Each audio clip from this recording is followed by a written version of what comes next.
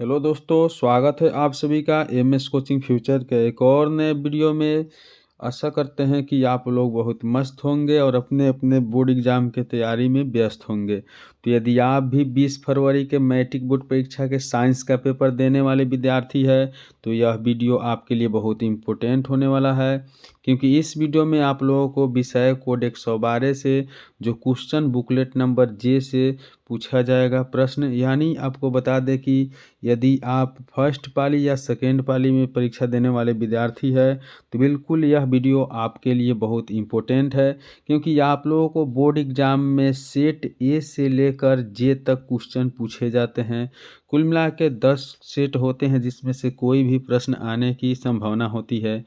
तो बिल्कुल यदि आप चाहते हैं कि आपको अच्छा अंक प्राप्त हो तो बिल्कुल इस वीडियो को शुरू से अंत तक जरूर देख लीजिएगा। साइंस का पेपर देने के लिए आप लोगों को बोर्ड परीक्षा में 2 घंटा 45 मिनट का समय दिया जाता है, जिसमें से 80 वस्तुनिष्ठ प्रश्न और 30 लघु उत्तरीय दीर्घ उत्तरीय प्रश्न पूछे जाते हैं।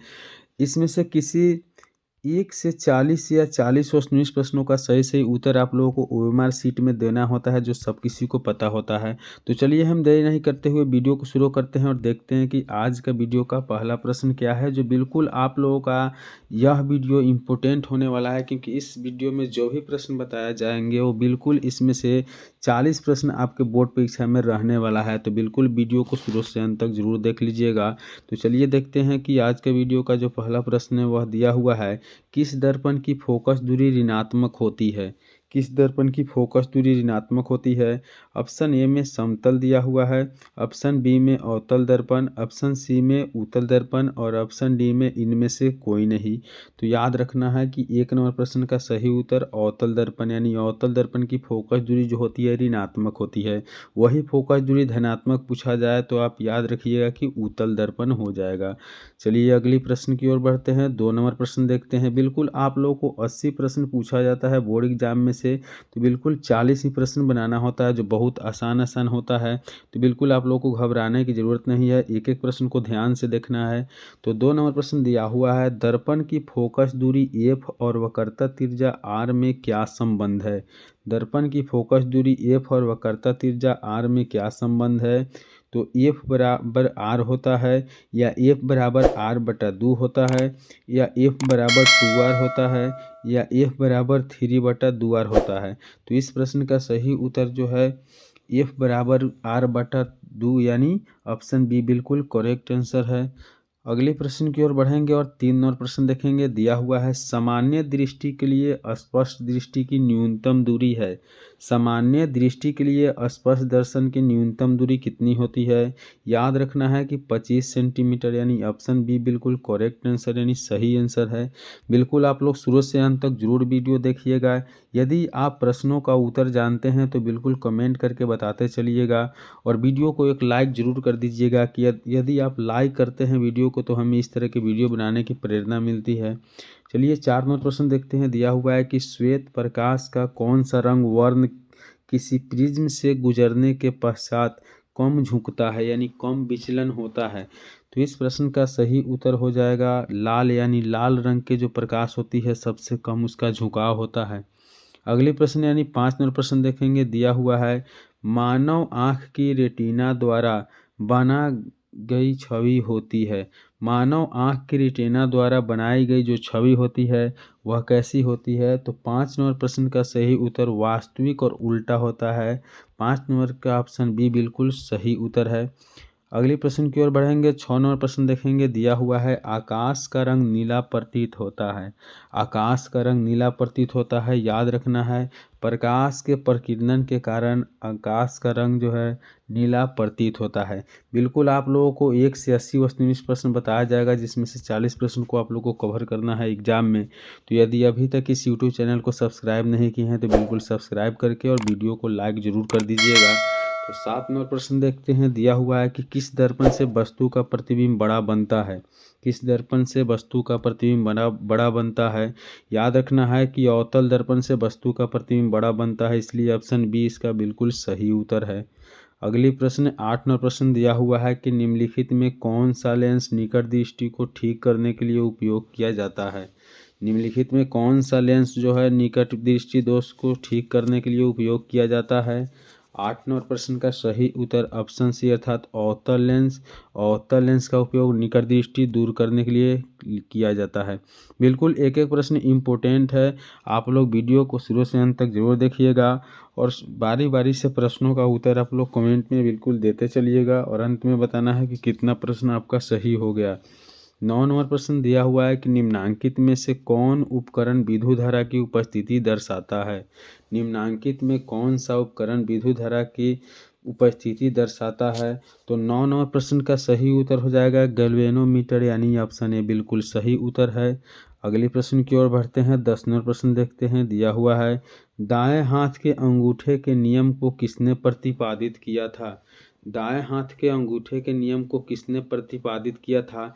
तो 10 नंबर प्रश्न का सही उत्तर ऑप्शन डी अर्थात मैक्सवेल द्वारा किया गया था, इसलिए ऑप्शन डी बिल्कुल सही उत्तर है। अगले प्रश्न की ओर बढ़ेंगे। 11 नंबर प्रश्न, उससे पहले फिर से रिक्वेस्ट है कि यदि अभी तक आप वीडियो को लाइक नहीं किए हैं तो बिल्कुल लाइक करके चैनल को सब्सक्राइब कर लीजिएगा और बिल्कुल इस वीडियो को शुरू से अंत तक जरूर देखिएगा, क्योंकि इसमें जो भी प्रश्न बताया जा रहा है बिल्कुल आपके बोर्ड परीक्षा में पूछे जाएंगे। 11 नंबर प्रश्न दिया हुआ है कि विभवांतर का एसआई मात्रक होता है। विभवांतर का एसआई मात्रक होता है। 11 नंबर प्रश्न का सही उत्तर बोल्ट होगा, यानी विभवांतर का एसआई मात्रक बोल्ट होता है, इसलिए ऑप्शन ए बिल्कुल सही उत्तर है। अगले प्रश्न की ओर बढ़ेंगे। 12 नंबर प्रश्न दिया हुआ है कि निम्नलिखित में किस संयोजन द्वारा प्रतिरोध का मान बढ़ता है। तो 12 नंबर प्रश्न का सही उत्तर हो जाएगा ऑप्शन ए अर्थात श्रेणी क्रम संयोजन द्वारा जो है प्रतिरोध का मान बढ़ता है। अगली प्रश्न 13 नंबर प्रश्न दिया हुआ है चुंबकीय बल रेखा की प्रकृति होती है। चुंबकीय बल रेखा की प्रकृति होती है। तो 13 नंबर प्रश्न की सही उत्तर काल्पनिक हो जाएगा, यानी चुंबकीय बल रेखा की प्रकृति जो है काल्पनिक होती है। अगली प्रश्न 14 नंबर प्रश्न दिया हुआ है 1 किलोवाट घंटा किसके बराबर होता है। 1 किलोवाट घंटा किसके बराबर होता है। याद रखना है 3.6 गुने 10⁻6 जूल के बराबर 1 किलोवाट घंटा होता है। अगली प्रश्न 15 नंबर प्रश्न देखेंगे। दिया हुआ है नवीकरणीय ऊर्जा का स्रोत क्या है। नवीकरणीय ऊर्जा का स्रोत क्या है। तो 15 नंबर प्रश्न का सही उत्तर सौर ऊर्जा, यानी सौर ऊर्जा नवीकरणीय ऊर्जा का क्या होता है, स्रोत होता है। अगली प्रश्न की ओर बढ़ेंगे। 16 नंबर प्रश्न देखेंगे। दिया हुआ है कौन सा लेंस अपसारी लेंस भी कहा जाता है। कौन सा लेंस को अपसारी लेंस कहा जाता है। याद रखना है कि अवतल लेंस को अपसारी लेंस कहा जाता है, इसलिए ऑप्शन ए बिल्कुल सही उत्तर है। अगली प्रश्न की ओर बढ़ेंगे। 17 नंबर प्रश्न देखेंगे। दिया हुआ है कि प्रकाश का प्राथमिक वर्ण कौन है। प्रकाश का प्राथमिक वर्ण कौन है। तो 17 नंबर प्रश्न का सही उत्तर उपयुक्त सभी लाल, नीला, हरा इत्यादि जो है सभी प्रकाश का प्राथमिक का वर्ण है। अगली प्रश्न की ओर बढ़ेंगे। 18 नंबर प्रश्न देखेंगे। दिया हुआ है निम्नलिखित में से कौन नेत्र का रंगीन भाग होता है। निम्नलिखित में कौन नेत्र का रंगीन भाग होता है। तो 18 नंबर प्रश्न का सही उत्तर आइरिस हो जाएगा, यानी आइरिस जो है नेत्र लेंस का रंगीन भाग होता है।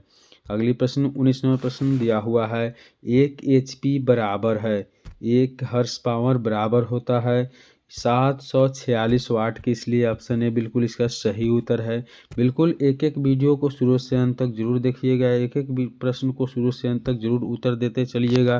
तो चलिए 20 नंबर प्रश्न देखते हैं। दिया हुआ है विशालक शीशा होता है। विशालक शीशा होता है। 20 नंबर प्रश्न का सही उत्तर है अवतल लेंस का। विशालक शीशा जो होता है अवतल लेंस का होता है। अगली प्रश्न 21 नंबर प्रश्न दिया हुआ है जब किसी चालक तार से विद्युत धारा प्रवाहित होती है तो गतिशील कण होती है। जब किसी चालक तार से विद्युत धारा प्रवाहित होती है तो गतिशील कण होती है। 21 नंबर प्रश्न का सही उत्तर है इलेक्ट्रॉन होती है। क्या होती है, गतिशील कण इलेक्ट्रॉन होती है। अगली प्रश्न 22 नंबर प्रश्न की ओर बढ़ेंगे। दिया हुआ है एम्पियर घंटा मात्रक है। एम्पियर घंटा मात्रक है। तो 22 नंबर प्रश्न का सही उत्तर है आवेश, यानी एम्पियर घंटा जो मात्रक है वह बिल्कुल किसका है, आवेश का एसआई मात्रक है। चलिए बढ़ते हैं अगली प्रश्न की ओर। 23 नंबर प्रश्न देखते हैं। दिया हुआ है निम्नलिखित में कौन सा मात्रक वाट के बराबर है। निम्नलिखित में कौन सा मात्रक वाट के बराबर है? तो जूल प्रति सेकेंड जो है वाट के बराबर है। बिल्कुल आप लोग वीडियो को शुरू से अंत तक जरूर देखिएगा। अगर शुरू से अंत तक देख लेते हैं तो बिल्कुल आपके बोर्ड एग्जाम में इसी वीडियो से प्रश्न आने वाले हैं। तो अगली प्रश्न 24 नंबर प्रश्न दिया हुआ है कि विद्युत धारा का मात्रक है। विद्युत धारा के मात्रक क्या होता है? याद रखना है कि एम्पियर विद्युत धारा के मात्रक होता है। अगली प्रश्न की ओर बढ़ेंगे और 25 नंबर प्रश्न देखेंगे। दिया हुआ है कि ग्लोबल वार्मिंग के लिए उत्तरदायी गैस कौन है? ग्लोबल वार्मिंग के लिए उत्तरदायी गैस कौन है? तो 25 नंबर प्रश्न का सही उत्तर ऑप्शन सी अर्थात CO2 गैस जो है ग्लोबल वार्मिंग के लिए उत्तरदायी गैस है। अगली प्रश्न 24 नंबर प्रश्न देखेंगे। दिया हुआ है शरीर में भोजन का पाचन अगली प्रश्न 24 नंबर प्रश्न दिया हुआ है कि भारत में सबसे बड़ा लौह अयस्क उत्पादक राज्य कौन है? भारत का सबसे बड़ा लौह उत्पादक जो राज्य है वह कौन है? तो 24 नंबर प्रश्न का जो सही उत्तर हो जाएगा वो ऑप्शन ए अर्थात कर्नाटक है। भारत में सबसे लंबा जो सबसे बड़ा जो है लौह उत्पादक राज्य है। अगली प्रश्न यानी देखेंगे हम 25 नंबर प्रश्न दिया हुआ है। 25 नंबर प्रश्न की गोंडवाना समूह प्रसिद्ध है। गोंडवाना समूह प्रसिद्ध है किसके लिए प्रसिद्ध है? तो 25 नंबर प्रश्न का सही उत्तर ऑप्शन ए अर्थात कोयले के लिए जो है गोंडवाना समूह बिल्कुल प्रसिद्ध है। तो इस वीडियो में हम आप लोगों को 1 से 25 प्रश्न बताए हैं। बाकी जो प्रश्न अगले वीडियो में बताएंगे। वीडियो यदि अच्छा लगा हो तो एक लाइक जरूर कर दीजिएगा। चैनल पर पहली बार आए हैं तो बिल्कुल सब्सक्राइब कर लेना है। चलिए मिलेंगे अगले वीडियो में। अर्थात कॉपर जो है सबसे अधिक अभिक्रियाशील है। अगली प्रश्न की ओर बढ़ेंगे और 29 नंबर प्रश्न देखेंगे। दिया हुआ है चूना जल का रासायनिक सूत्र है। चूना जल का रासायनिक सूत्र क्या है? तो 29 नंबर प्रश्न का सही उत्तर ऑप्शन डी अर्थात CaOH का होल 2 चूना जल का रासायनिक सूत्र है।